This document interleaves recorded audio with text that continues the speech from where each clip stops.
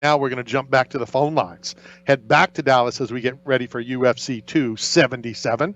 And welcome to the program, Drew Dober. Drew, how are you? Hey, how are you guys doing? We appreciate your time. Another fight week, and I ask this all the time of all of the fighters. Is it just another fight week? Are they different? Do you get through them all the same? Talk to us about that. I sure wish they were all the same, because then you could, they could be predictable. But every fight week is something different, something new, new challenges to overcome, and so. But that's what makes it entertaining, right? You don't know what to expect, and so you got to be reactive the entire time. Well, what would be something that you could talk about that could be thrown at the last minute to kind of throw you out of sorts that has happened in the past? Well, I mean, I think usually it's that the weight descent is usually the biggest concern when you arrive, and it's just figuring out like the when, the where, and there's times where I'd go to a cut weight at a place, and they had their hot tub closed, or the sauna didn't work, or hotel rooms have changed.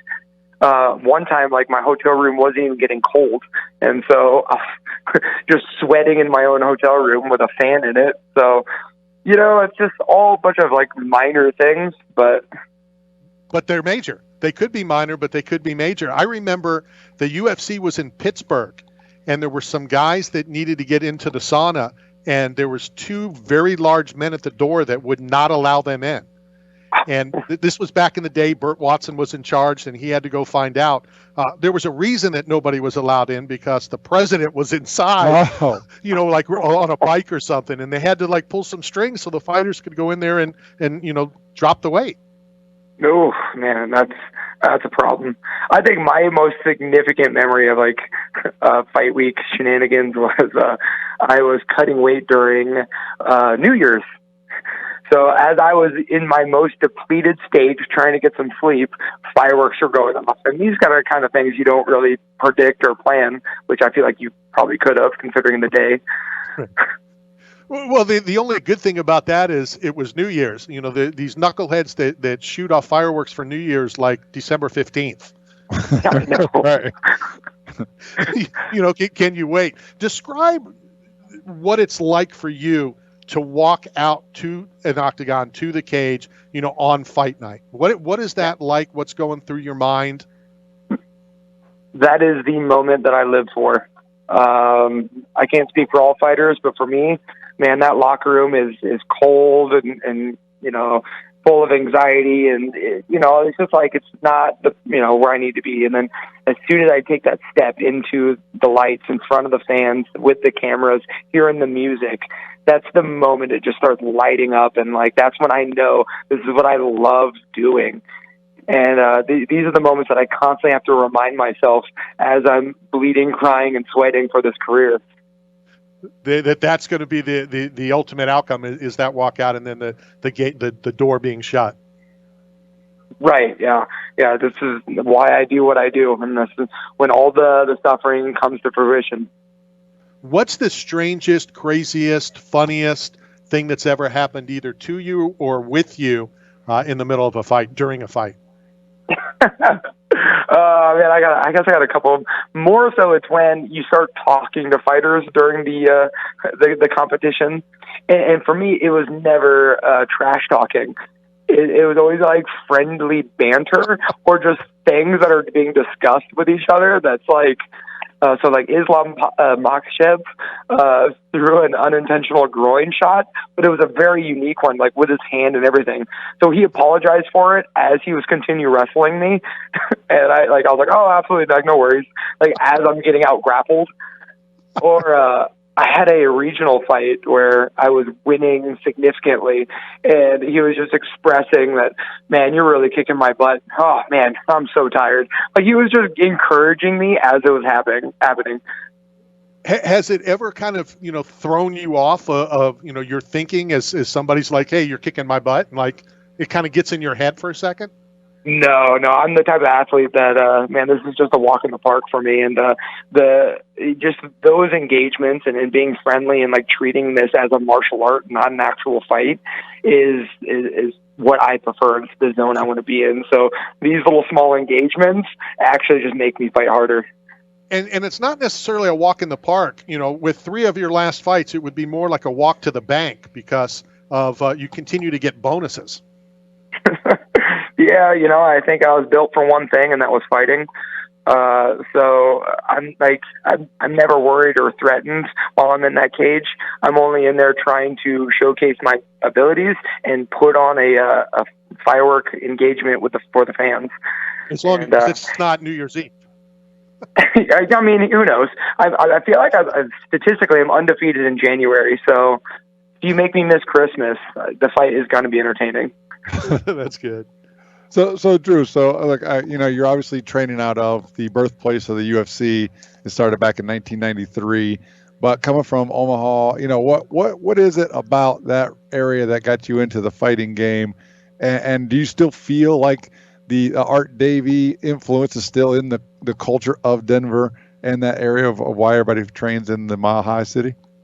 Yeah, man. To speak on Omaha, there's something in our water. We're producing fighters back to back. I mean, I have the privilege to fight on the same card as Anthony Smith, who's also from Omaha, Nebraska. There's been a long list of fighters. It was like the UFC 3 was actually won by a cop in Omaha, Nebraska. Like, we just love to fight. And so it's such a huge honor and privilege to come from such a fight-focused town. But Denver, Colorado is where you need to move to if you want to be a fighter. Just since 1993, the thing is a hub for MMA. And, man, it took me by surprise. I just showed up to do some cross-training, and there were so many opportunities, so many talented fighters, and plus the Olympic training centers there, like high altitude as well. Like, there's so many opportunities to be a better athlete and better fighter. So, man, I love it there. So Drew, I'm partners with a gym out in Denver. It's in Highlands Ranch. It's called the GNAT Vertical Training Center.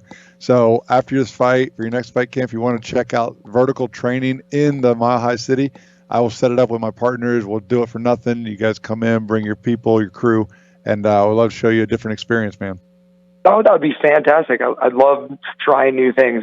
It breaks up the monotony of training camp. And so, yeah, you'll see me soon. Well, and I can top that. I can top that, Matt. How's that? Well, we can invite Drew down to Colfax, where my brother has a branch. He does. And if you know anything about Colfax, you'll get in a fight or two there as well. Yeah, there's a real street training down there. Well, the bare knuckle announced they're going to Denver in October 15th. Drew, what's the biggest change in the sport since you started? I think it's just going from those backyard brawlers to now real, technical athletes. I just think there was that trend of just people who are just trying to be tough in a cage to now, tough people learning martial arts, and now athletes learning martial arts. And we're at a point right now, if you look at the champions with Israel Adesanya and Usman, that these guys could make it in other sports. Their martial art and technique is incredible. It's not just one thing now. And so, collectively, MMA and UFC has just evolved so much. Now we can compete against, other athletics all over the world. One of the things that hit me the other day, and I've been covering the UFC since the very first one at UFC 1. And, and I always would say to the fighters, what was it like to see your name at the bottom of the scroll on Spike TV and, and then on ESPN, which was huge. Now it's ABC. And to me, I think, fights being shown on ABC is even bigger than being on ESPN. Right. I mean, I was privileged with the fact that I was into this sport, before the first Ultimate Fighter. And so I got to be a part of the constant growth of Ultimate Fighter, Spike TV, ESPN, Reebok, and all these changes, but positive changes have been incredible. And now when I tell people, I fight for the UFC or I'm an Ultimate Fighter, the looks that I receive have changed completely. Well, yeah, but do you tell people you train UFC? It is my favorite sport. It is. I'm just so glad people find that awkward now. No, for sure. And the people that know just chuckle. And that's why I say it sometimes. It's just a chuckle. Yeah, I train UFC. So, Drew, just because you mentioned the Ultimate Fighter, I'm on your Instagram, and I go back to May 6th, and you're standing in front of the wall of Ultimate Fighter jerseys from all the seasons at the Apex Center. Talk about that and how impressive that wall is. It's cool. Oh, so impressive. I mean, I literally was just hanging out with a group of friends that actually didn't even know what the Ultimate Fighter was. And so I had to like show some highlights of like, all the seasons, and we're season 30 now. Yeah. And it's so impressive, and it's got with so much content, so much stories, and, being in front of that wall and just seeing kind of like the growth of this entire sport is absolutely incredible. And then being a part of it, the entire time is even more. And so, man, like I said, I love what I do. I'm getting goosebumps over here. No, I did the same thing. I froze, and I was just like in awe of it all. It took me 20 years ago. I just could remember being with Mike Nichols, who was training for the Ultimate Fighter season 3, and training with him in Denver at the 24-hour fitness, and him chasing this dream. But he owned a tattoo shop, and he was hoping to become a fighter. And just, I mean, all those memories came back. It was just so epic to be at the Apex. It's so crazy to see Mike Nichols. Our crew might be similar. I work with one of his coaches and a good friend of his currently. Oscar Martinez? I know the name. I don't know him personally. So yeah, oh cool. It's a small world. Denver, it's small world. We're definitely going to connect, man. I'll get you to the center with my partners. We'll get you guys training out there. You're going to love the vertical training. It's going to help you with your fight game so much. And when I come out to Denver, Randy and I will all meet up and we'll take him to Colfax. We'll do some bare knuckle boxing. Drew, before we let you go, what can the fans expect when you get back in the octagon on Saturday? The fight everyone wants to see. I take risks. I put my chin out there. I got a good left hand. If you like the Rocky movies, you'll love when I fight. Well, to me, Rocky Balboa is the greatest athlete of all time. So, yes, I like your fights.